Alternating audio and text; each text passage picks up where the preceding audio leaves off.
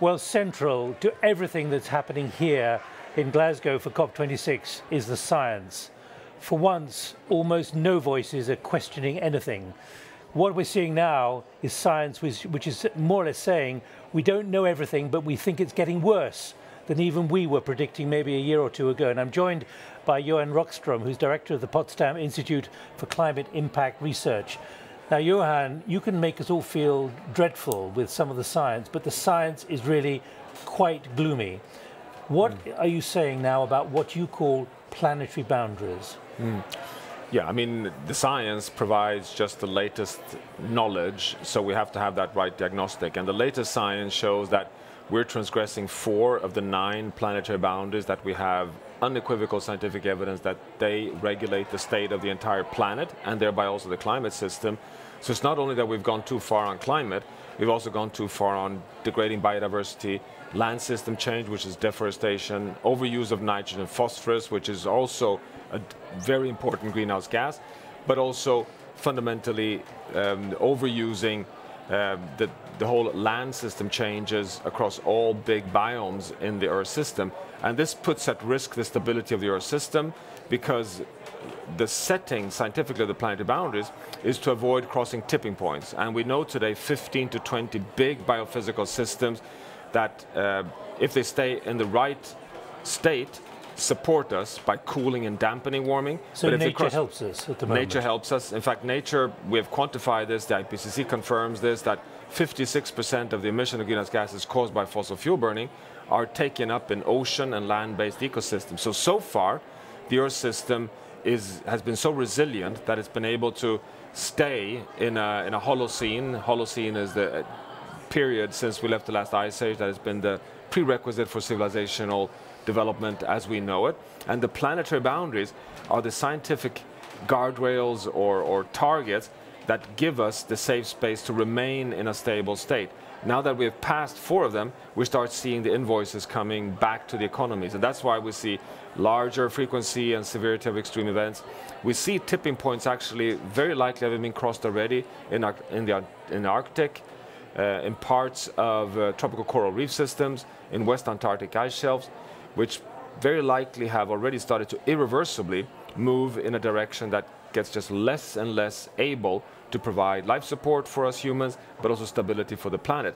So we're really in a danger zone. In fact, it's what we today define as a planetary emergency, because if we continue pushing these systems further, we are at risk of unleashing even further tipping points, which would lead from dampening and cooling to self-amplifying and warming. And that's exactly what we have to put all our efforts to avoid. That's the kind of the ultimate risk analysis, to avoid crossing tipping points that would lead to irreversible change. So just to be clear, what you're saying is tipping points you thought were somewhere in the future, we're now beginning to pass them much quicker than we expected. That's correct. Scientifically, we know of in the order of 15 big tipping point systems. We published just 1.5 years ago an analysis showing that 9 out of these 15 are showing signs of instability. Not that they've crossed tipping points, but that they are approaching tipping points. Among those 9s, you have the Arctic sea ice, the Greenland ice sheet, the overturning of heat in the North Atlantic, the Amazon rainforest, the West Antarctic ice shelf, tropical coral reefs, permafrost systems, large biophysical systems. And among those 9, we can, unfortunately, scientifically, declare the first victims already in terms of very likely having crossed tipping points already at 1.1 degrees Celsius, and that is the Arctic sea ice, that is tropical coral reef systems, and that's the West Antarctic ice shelf. So I would argue that we have, not only the science that unequivocally gives us the support for action, we have already, just from the observations in the real world, very, very strong, evidence that, now is the time to rapidly turn away from continued global warming. Is it accepted now, the direction of travel, or are you still fighting an uphill battle to get people to understand this? Well, scientifically, there's no uphill battle at all. I would argue that, over the last 10 years, quite interestingly, there's been opinion polls led particularly from Yale University, but increasingly also here in Europe. We find that 70% of citizens across the world are deeply concerned about climate change, they trust climate science, and they want climate action. So among citizens, there's since quite some time been much, much higher level of concern and awareness than we normally see in media or in politics. Here at COP26 in Glasgow, I think we've really turned a corner, because over essentially 25 COP meetings, we've always had this debate on the direction of travel. There's been groups of countries that have completely dug in. We've had basically trench wars. We've had complete stalled periods of days where all the negotiations have been postponed because of inability to even agree on whether or not we have a problem. Now at COP26, the direction of travel is not debated anymore. It's rather the pace of change, that we still have laggards versus we have alliances of more rapidly acting countries. So I think that's a really significant shift, that now we are, so to say, not questioning the science and the need to transition towards a fossil fuel-free world economy. We have, as we've seen just over the last few days, remarkable pledges on halting deforestation, the recognition that carbon sinks in nature are fundamental to deliver the Paris Agreement. Still, it's going too slow. Nations are not ramping up in line with science entirely, but it's rather the speed of change rather than debating the direction. Let me put to you, Johan, what has happened in the Northern Hemisphere summer period, whether it be in Siberia, in Maharashtra, in Central Europe, in Germany, what you saw in Lytton in British Columbia. What are you deducing now, those who are not reading your scientific papers, about the jet stream and the Gulf Stream, and what is therefore happening which is different to everything we've taken for granted up to now? Yeah, no, so this is science frontier. It is, if anything, what makes me and many of my colleagues most nervous of all, because it's not only that we have identified the tipping point systems in the Earth system, not only that we have identified that 9 out of 15 are moving in the wrong direction, it's also that we are learning more and more that these tipping element systems are connected in what we call cascades. So, what happened in the Northern Hemisphere in summer 2021 was not a series of extremes. These were super extremes. And the question is, how could it be that Lytton got 49.6 degrees Celsius of warming and then 2 weeks later burned down, when that is so far out of the normal that you can talk of, super extremes that are difficult to explain just as a freak event.